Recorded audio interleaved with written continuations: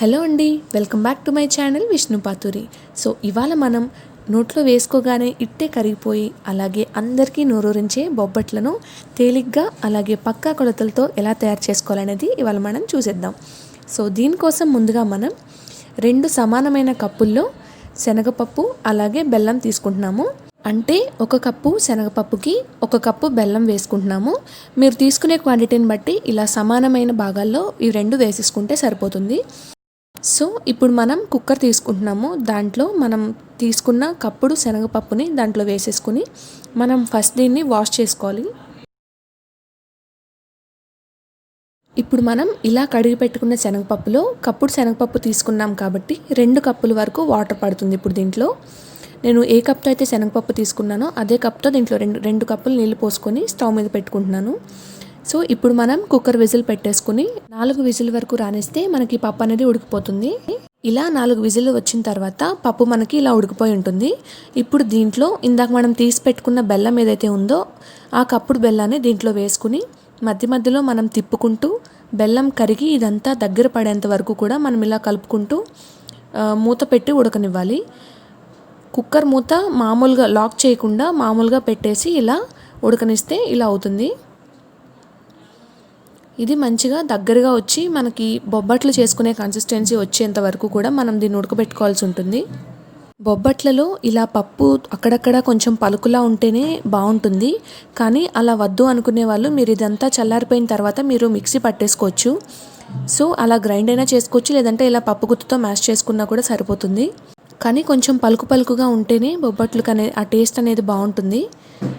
So నేను ఇలా ready చేసేసుకున్నాను లోపల స్టఫ్ మొత్తం.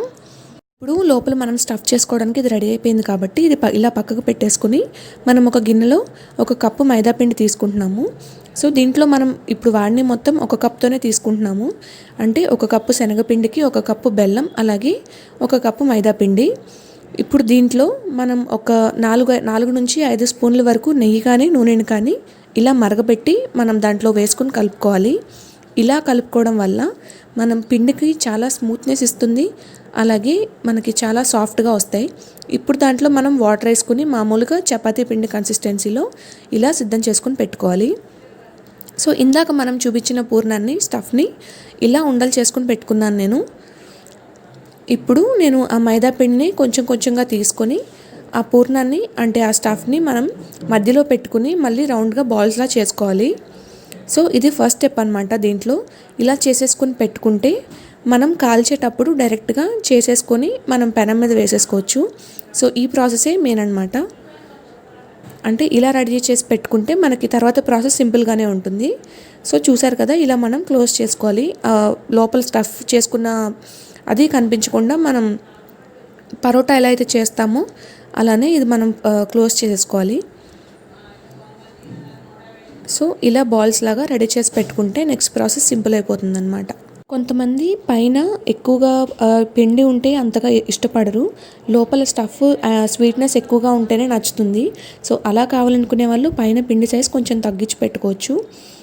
లేదు మాకు ఇలానే 2 ఈక్వల్ సైజులో ఉంటేనే బాగుంటుంది, స్వీట్ లైట్గా తింటాం అనుకునే వాళ్ళు ఇలా పెట్టుకోవచ్చు. అది మీ ఇష్టాన్ని బట్టి ఉంటుందన్నమాట. సో మనకి ఇలా బాల్స్ అన్ని రెడీ చేసి పెట్టుకున్న తర్వాత ఒక కవర్ తీసుకుని లైట్గా ఆయిల్ అప్లై చేసుకుని మనం ఇలా రౌండ్ షేప్లో మనం ఇలా ప్రెస్ చేసుకుంటూ ఉండాలి, లోపల స్టఫ్ది బయటకు రాకుండా.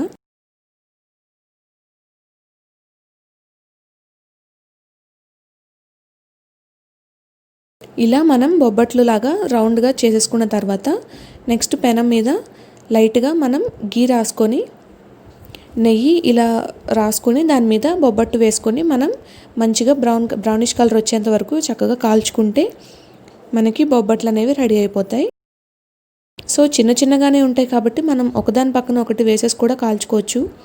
పెద్దగా కావాలి ఇంకా పలుచగా కావాలి అనుకునే వాళ్ళు ఇంకా పలుచగా చేసుకోవచ్చు, కానీ ఈ మందం బాగుంటుంది. సో ఇలా ఒకదాని తర్వాత ఒకటి కాల్చేసుకుంటే మనకి బొబ్బట్లు అనేవి రెడీ అయిపోతాయి. దీనిపైన ఒకసారి నెయ్యి రాసేసుకుంటే ఇంకా టేస్టీగా స్మూత్గా ఉంటాయి, అలాగే వేగడానికి కూడా బాగుంటుంది. ఇవి పైన పిండి కూడా సాఫ్ట్గా ఉంటుంది కాబట్టి మనం ఇలా తిరిగేసేటప్పుడు చాలా జాగ్రత్తగా చేయాలి. అంటే మామూలు చపాతీలాగా హార్ష్గా హ్యాండిల్ చేస్తే కష్టం అనమాట. సో అది విడిపోకుండా జాగ్రత్తగా మనం ఇలా తిరగేసుకుని చేసుకుంటూ ఉండాలి.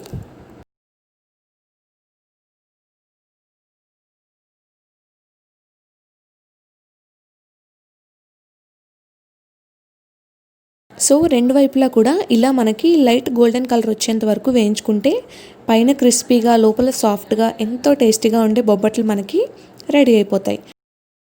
సో చూసారు కదా, మనకి బొబ్బట్లు రెడీ అయిపోయాయి. ఇప్పుడు దీని మీద లైట్గా నెయ్యి అప్లై చేసుకుని వేడివేడిగా తింటే అసలు బయట ఎక్కడా రాని టేస్ట్ మనకు వస్తుంది. చాలా బాగుంటుంది.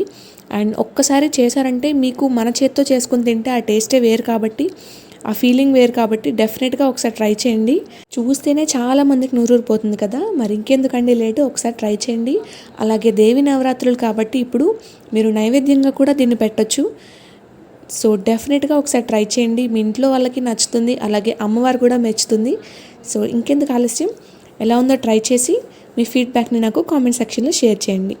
సో ఇలాంటి రెసిపీస్ ఇంకా కావాలి, ఇంకా చూడాలి అనుకుంటే మీరు సబ్స్క్రైబ్ చేయడం మాత్రం అస్సలు మర్చిపోకండి. అలాగే షేర్ చేయండి. సో ఈ వీడియో కనుక మీకు నచ్చితే please do like, share and subscribe to my channel Vishnu Paturi. Thank you for watching.